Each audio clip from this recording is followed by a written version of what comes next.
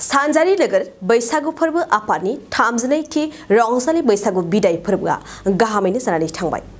थांनाय 29-30 एप्रिलनिफ्राय 1 मेसिम सानथामनि हाबाफारिजों गाजा गोमजायैनो बायदि मेहेरगोनां हाबाफारिजों एसबि बड' गोजौ फरायसालिनि गेलेग्रा फोथाराव रंजालि बैसागु बिदाय फोरबोखौ खुंफुंनाय जायो।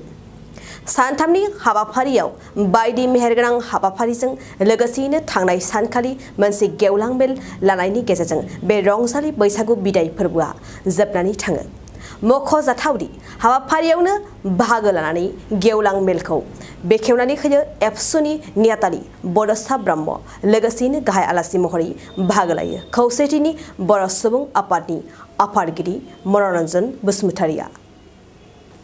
सिमेन्ट सापुरियाव 32थि बैसागो बिदाय फोरबो गाहाय आलासि हिसाबै आंखौ लिंहरनायखाय हांख्रायगिरि बिथांमोन बानजायगिरिफोरनिसिम आंनि गोसोनिफ्राय रोजा रोजा साबायखर बावनायजों लोगोसे नोंथांमोननि गासैबो चेनेलखौबो आं साबायखर बावहरबाय गोदान बोसोरनि बैसागोनि। जिहेतु बैसागोआ जाहैबाय जोंनि राव आरो हारिमुजों सोमोन्दो थानाय मोनसे फोरबो। बैसागोखौ गारोब्ला जोंनि बर'नि जिथु हारिमु बेनो आद्रा जागोन थारमाने। आरो बे बैसागो फोरबोआव आं गाहाय आलासि हिसाबै फैनानै खोब गोजोननाय मोन्दों थारमाने। जिहेतु बैसागोआ जाहैबाय जोंनि माहारियारि मोनसे फोरबो। बे बैसागोआ जेराव जेराव बर'फोर थायो बेयावनो बैसागो फोरबोखौ मानिनाय जायो। दिनै नेपालाव बर'फोर दं, नेपालाव बैसागो फोरबो मानिदों। बांलादेशआव थानाय बर'फ्रा बैसागो फोरबो मानिदों। त्रिपुरायाव थानाय जोंनि बर' फोलेरनि जेब्ला कक बर'फोर दं बैसो बिथांमोनाबो मानिदों। आरो आसामाव थानाय जेसेबां बर'फोर दङ, रायजो राजाफोर दङ, गासैबो रंजा बाजायै बैसागोखौ मानिदों। गतिके बैसागोआ जोंनिसो सोरजिनाय, बैसागोआ जोंजोंसो सोमोन्दो दं। दा गुबुन गुबुना एस्टाब्लिश खालामनो नागिरदों बैसागोआलायनो गावसोर सोरबा बुङो सुकाफाया लाबोदों होननानै, आहम राजा सुकाफाया लाबोदों होननानै। बे नङा। खिन्थु थाइलेण्डनिफ्राय फैदों सुकाफाया। थाइलेण्डआव बैसागो मानिया। जेराव जेराव बर'फोर थायो बेयावसो बैसागोआ मानिजायो। गतिके बे बैसागोआ बर'निसो सृष्टि, मंगलिय मानसिनिसो सृष्टि। गतिके सोरबा जुदि बैसागोखौ जों सृष्टि खालामदों होनना बुंबा जों मानिया।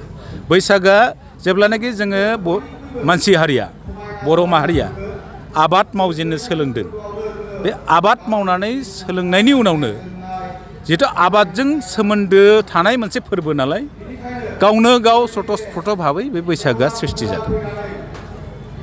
आरो बे बैसागोखौ दिनै असमिया जिथु बिहु होनना बुङो, असमियाव बे बिहुखौ बिश्व रेकर्ड गिनिस वर्ल्ड रेकर्डआव, गिनिस वर्ल्ड रेकर्ड बुकआव जिथु जायगा होदों।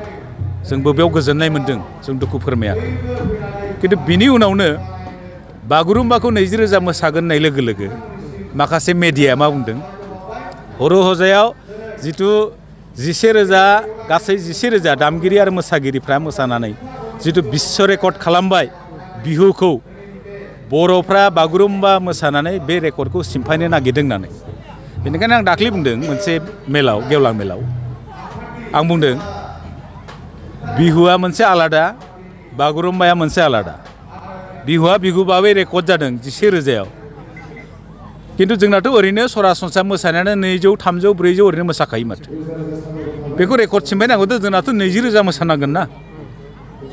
गतिके जों बागुरुम्बाखौ गासैबो आफादफोर बा दैदेनगिरिफोर लोगो नांनानै जों बेखौ 20,000 मोसानायखौ जों खौसेथि बर' सुबुं आफादाबो लुगैयो।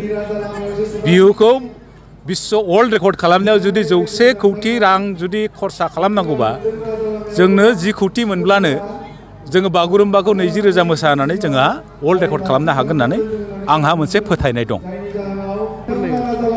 आं जिहेतु बर' हिसाबै बर'नि जिथु मेडियाम, मोनफ्रोमबो साबजेक्टखौ आं बर' बिजोंजों जाजानायखौ आं लुबैगोन।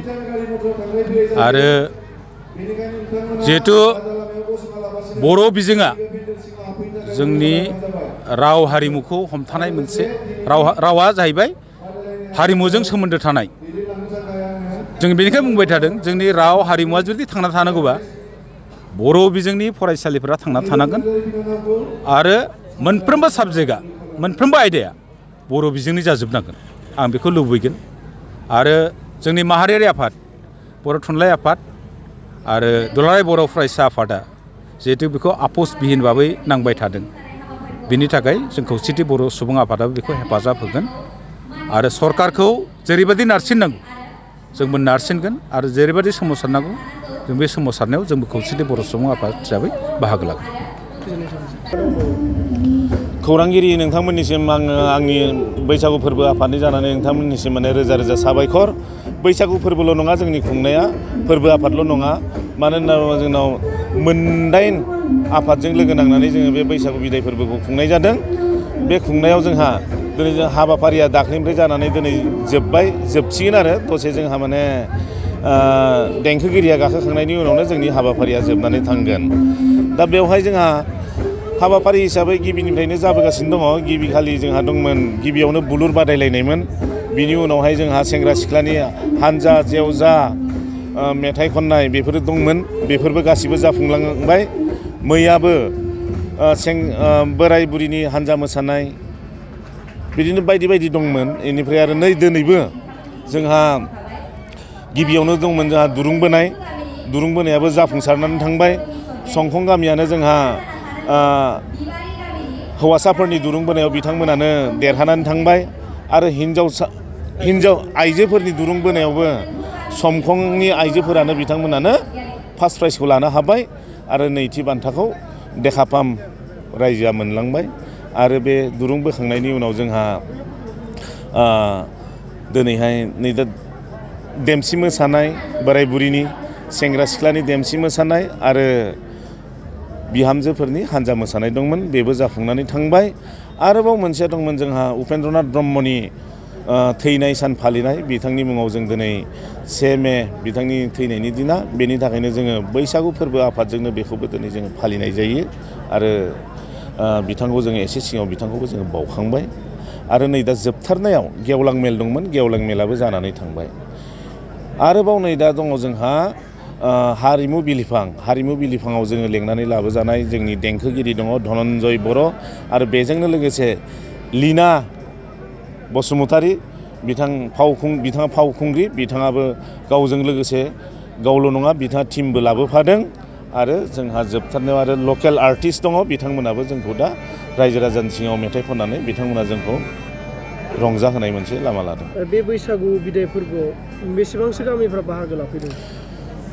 बादायलायनाय आयदाफ्राव जोंहा 21 खान गामिया लाफैदों। जिबायदि फैनांगौ बिदि फैयाखै। मानो होनना बुङोब्ला जोंनाव गोबां गामि दंमोन नाथाय 21 खान गामिया फैनानै बेयाव पार्टिसिपेट लाफैदों।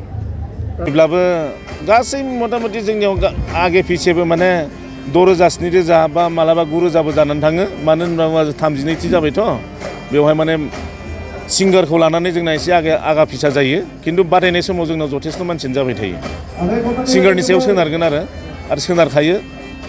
आरो खोनानो मोन्दों जोंहा देंखोगिरिखौ जोबोद मोजां होननानै। आरो मानसिफोरनि गामिनि पार्टिसिपेट लानायजों लोगोसे देग्लाय माने फावखुंग्रि लाबोनायनि थाखाय आरोबाव बेयाव बांसिन सुबुङा जमा जागोन आरो। नोंथाङा सानाय सुनाय बेरामनि जेंनायाव दं नामा? जुदि नोंथाङा देहायाव सानाय सुनायजों भुगिनांगासिनो अब्ला नोंथांनि थाखाय गोजोनथाव खौरां। नोंथांनि थाखाय दं SI निउर' थेरापि सेन्टार। बे थेरापि सेन्टाराव नोंथाङा गोरलैयैनो सानाय सुनाय बेरामखौ फाहामथाय लानो हागोन। ট্ৰিটমেণ্ট পাইছোঁ লগে লগে মোৰ মনৰ শৰীৰটো মানে একদম ফ্ৰী হৈ গৈছে। খোজ কঢ়াত খুব অসুবিধা আছিলে। চাইডটো মোৰ একেবাৰে মানে বহুত বেয়া আছিলে। মানে খোজকাঢ়িব মানে ভালকৈ পৰা নাছিলোঁ। ইয়াত মোটামুটি 3 দিন আহিয়ে মই ভালকৈ খোজকাঢ়িব পৰা হৈছোঁ। सिं सानाय, आफादावरि सानाय, मोदोम जरा सानाय, आइजोफोरनि जेंना, खर' सानाय बायदि बायदि बेरामखौ बे सेन्टाराव फाहामनाय जायो। SI निउर' थेरापि सेन्टारा चिरांनि बेंटल साफागुरियाव दं। बे सेन्टाराव थानानैबो फाहामथाय लानो हानायनि सुबिदा दं। जुदि नोंथाङाबो फाहामथाय लानो लुबैदोंब्ला नैबे मबाइल नाम्बार 7620160459 नङाब्ला 9476977956 आव थोंजोङै जगाजग खालामनो हागोन।